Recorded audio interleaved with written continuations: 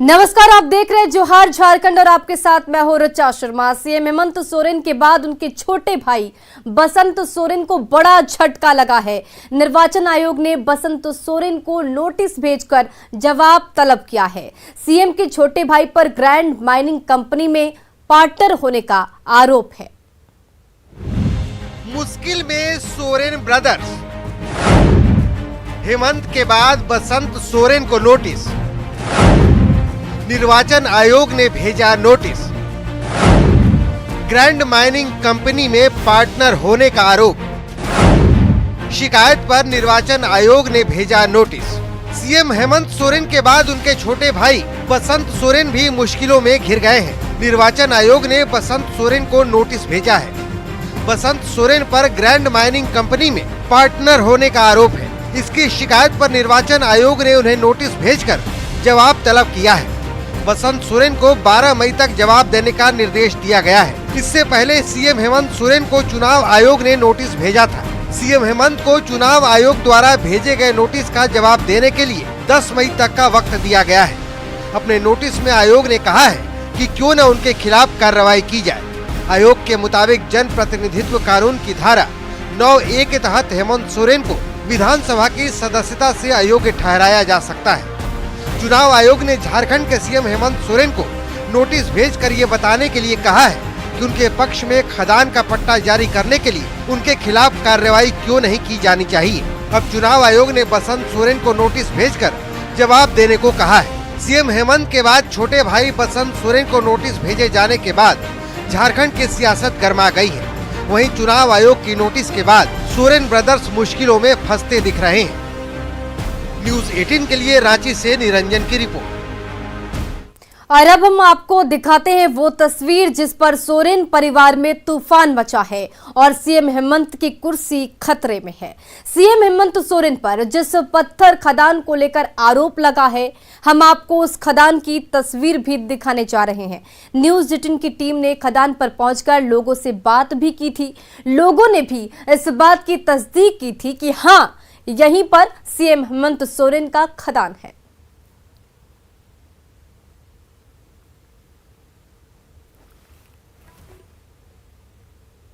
और रांची में बेखौफ लुटेरे पहले दुकान की रेकी करता है, फिर बड़ी आसानी से लूटपाट की वारदात को अंजाम देता है।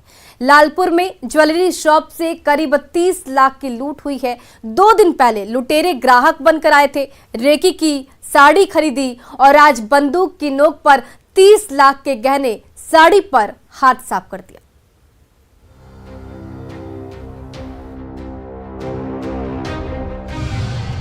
रांची में बेखौफ लुटेरे,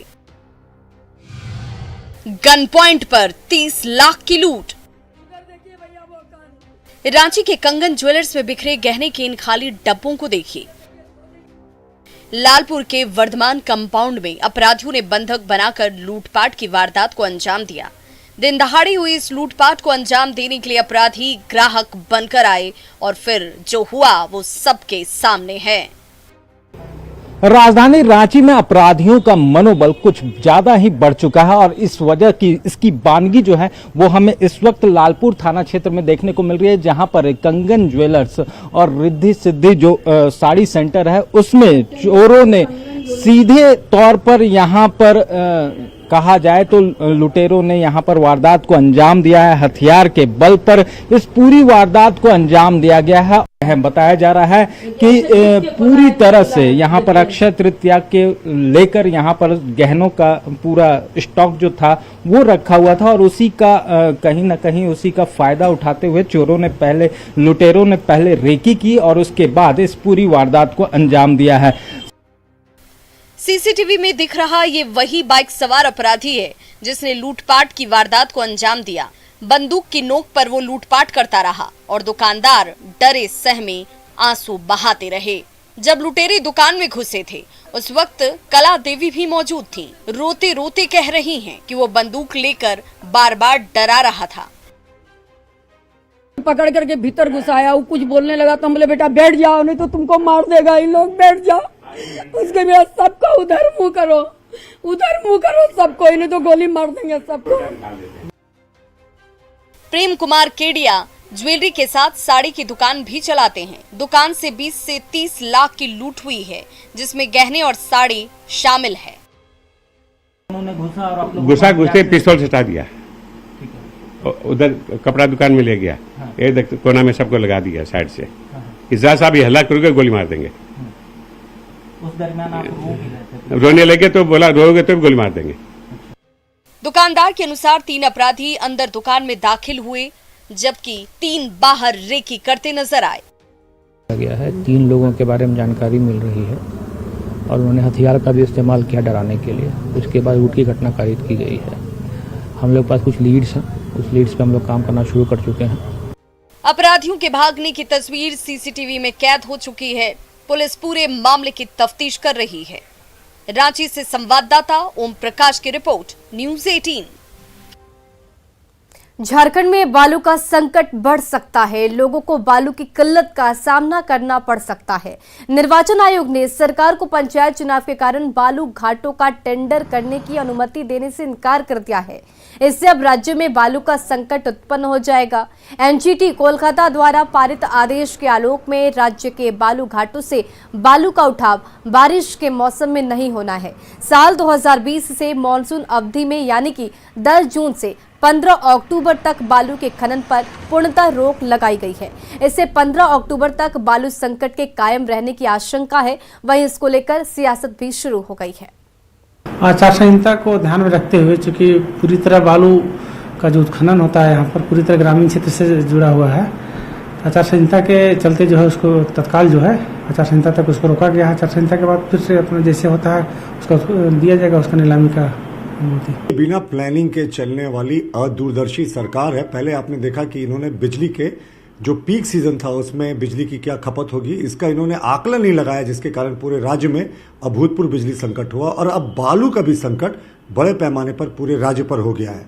इन्हें अच्छे से पता था कि पंचायत चुनाव होने वाला है, उसके पहले इन लोगों ने एडवांस प्लानिंग नहीं की, बालू का जमाव नहीं किया और अब तो एनजीटी का जो आदेश है वो भी प्रभावी हो जाएगा। हमें लगता है कि निर्वाचन आयोग को टेंडर की अनुमति दे देनी चाहिए।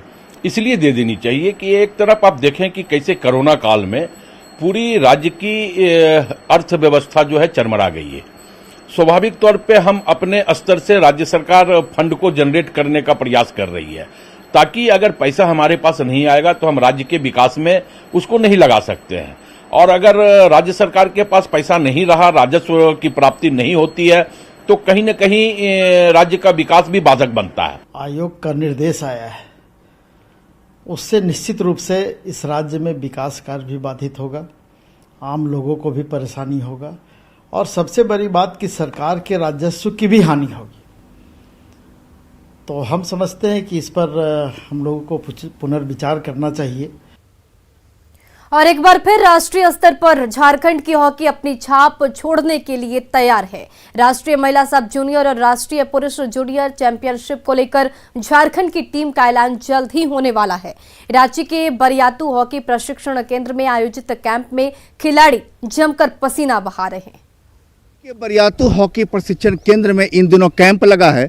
राष्ट्रीय सब जूनियर महिला हॉकी और राष्ट्रीय जूनियर हॉकी जो पुरुष का है, इन दोनों का कैंप लगा है। दोनों में से जो अलग अलग वर्ग के खिलाड़ी जो है झारखंड की टीम के लिए चुने जाएंगे और दोनों टीम अलग अलग राज्यों में जाकर के टूर्नामेंट खेलेगी, चैंपियनशिप खेलेगी। झारखंड की हॉकी का हुनर एक बार जूनियर स्तर तहलका मचाने को तैयार नजर आ रहा है। रांची के बरियातू हॉकी प्रशिक्षण केंद्र में राष्ट्रीय महिला सब जूनियर और राष्ट्रीय पुरुष जूनियर चैंपियनशिप के लिए कैंप लगा है, जहां से झारखंड की टीम का ऐलान किया जाना है। इस कैंप में 12वीं राष्ट्रीय सब जूनियर महिला हॉकी चैंपियनशिप के लिए लड़कियां भाग ले रही हैं। इसका आयोजन मणिपुर में 11 मई से 22 मई तक होना है। वहीं लड़कों के लिए तमिलनाडु में राष्ट्रीय जूनियर हॉकी पुरुष चैंपियनशिप का 17 से 28 मई के बीच आयोजन होना है। इस कैंप से बेस्ट 18 लड़कों और लड़कियों का चयन झारखंड की टीम के लिए किया जाएगा। यहाँ तैयारी बहुत सही ढंग से हो रही है। तैयारी यहाँ पे हमारे यहाँ 27 लड़कों की कैंप लगी है, उसमें से 18 बेस्ट निकाले जाएंगे। फिर हमें 17 तारीख से 28 तारीख तक जो तमिलनाडु में नेशनल हो रहे हैं वहाँ हमें जाके वहाँ अपना बेस्ट परफॉर्मेंस देना है। राष्ट्रीय सब जूनियर मैच का तैयारी कर रहे हैं। यहाँ पर 28 लड़कियों का कैंप चल रहा है। उसमें से झारखंड टीम के लिए 18 सेलेक्ट किए जाएंगे। उसमें से मैं 18 प्लेयर में से आना चाहती हूँ और झारखंड टीम के लिए खेलना चाहती हूँ और गोल्ड मेडल लाना चाहती हूँ। राष्ट्रीय जूनियर स्तर पर होने वाली इस सबसे बड़ी चैंपियनशिप के लिए खिलाड़ी झारखंड की टीम में शामिल होने के लिए कोई कोर कसर नहीं छोड़ना चाहते, क्योंकि यहीं से उनके सीनियर स्तर पर नेशनल टीम में खेलने का रास्ता खुलता है। जो लड़कों का जो टीम है लड़कों की, वो टीम कहाँ जा रही है? तमिलनाडु जा रही है कोलपट्टी। तैयारी कितनी है? बहुत अच्छी चल रही है। हमारी टीम से बहुत उम्मीद है कि मेडल लेके आएंगे। पक्का? Yes sir. क्या बताएंगे, लड़कों का नाम जो गुम हो गया है लिस्ट में, नए लड़के आएंगे? आएंगे इस बार आएंगे इस बार। ठीक, इस बार आएंगे। उम्मीद है लड़कियों की इस बार कि कोई इस बार ब्यूटी डोंडुंग, सलीमा, टेटे, निकी प्रधान कौन होगी अगली? तुम होगी? Yes sir. हाँ। यस सर, हम उसके लिए बहुत तैयारी कर रहे हैं वहां तक पहुंचने के लिए। बेटियां तैयार हैं तो तुम्हारा परफॉर्मेंस कैसा रहेगा इस बार? झारखंड की टीम में शामिल होगी? यस सर, हम लोग शामिल रहेंगे। और हम तो खेलती है राइट बैक। तो क्या इस बार उम्मीद है कि यहाँ से झारखंड की जो लड़कियां चुनी जाएंगी, जो 18 लड़कियों का जो अभी ग्रुप जाएगा खेलने के लिए, उस ग्रुप में कौन शामिल होगा? तुम होगी? यस सर, जरूर। कहाँ जा रही? मणिपुर सर। मणिपुर है? Yes sir. तो आप देख रहे हैं कि यहाँ पर दोनों ओर से पुरुष और महिला दोनों वर्ग जो है जूनियर स्तर पर खेलने के लिए अभी टूर्नामेंट के लिए जाएंगे। झारखंड की टीम की घोषणा जल्द हो जाएगी। दोनों टीम तैयार है झारखंड की हॉकी का नाम रोशन करने के लिए। कैमरामैन संजीव तिवारी के साथ संजय कुमार सिन्हा, न्यूज 18 रांची। और रांची से बड़ी खबर, जहां पर मांडर थाना क्षेत्र में 3 हथियार तस्कर को पुलिस ने गिरफ्तार किया है। बड़ी खबर आपको रांची से दिखा रहे हैं। गिरफ्तार अपराधियों के पास से एक देसी पिस्टल, एक कट्टा और कई जिंदा कारतूस बरामद किया गया है। गुप्त सूचना मिली थी कि अपराधियों के द्वारा इलाके में हथियार खरीद बिक्री करने का काम किया जा रहा है, जिसके बाद से पुलिस ने रेड मारी और मौके से 2 लोगों को गिरफ्तार कर लिया गया, जबकि एक आरोपी फरार हो गया। और अच्छे स्थिति में है। दूसरा रिवॉल्वर और कई राउंड गोली मिली है और वो टेम्पू भी जो है वो भी डाउटफुल टेम्पू लग रहा है। और राजधानी रांची में कोविड की वजह से पार्क पूरी तरह से बंद रहे, लेकिन नगर निगम इन बंद पार्कों से टैक्स वसूली का फरमान जारी कर चुका है। ऐसे में पार्क संचालकों का गुस्सा 7वें आसमान पर है।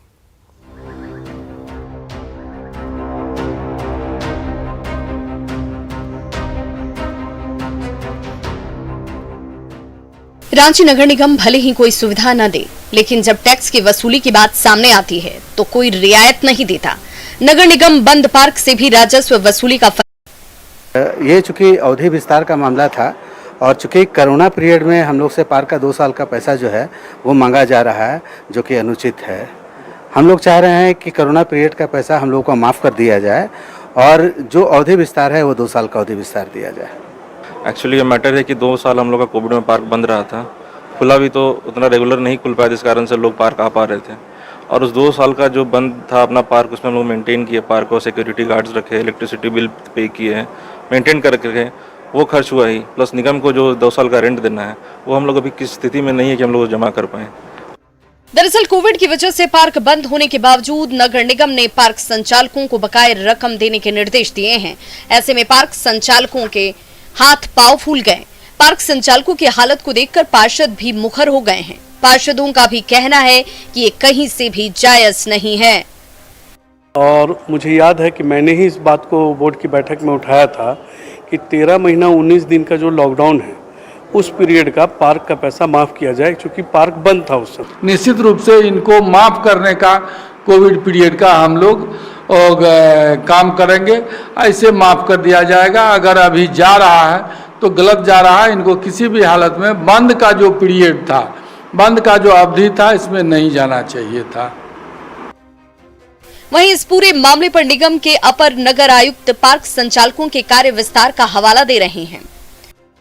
पार्क संचालकों को पत्र दे करके अवधि विस्तार के लिए पत्र दे दिया है। साथ ही ये भी कहा गया है कि जो बकाया है वो बकाया राशि जमा कर दें और अवधि विस्तार उनको हम लोग। बहरहाल निगम के फरमान से पार्क संचालक सकते में हैं और वो टैक्स माफी की गुहार लगा रहे हैं, लेकिन निगम के रुख में कोई नरमी नहीं दिख रही। न्यूज़ 18 के लिए रांची से ओम प्रकाश की रिपोर्ट।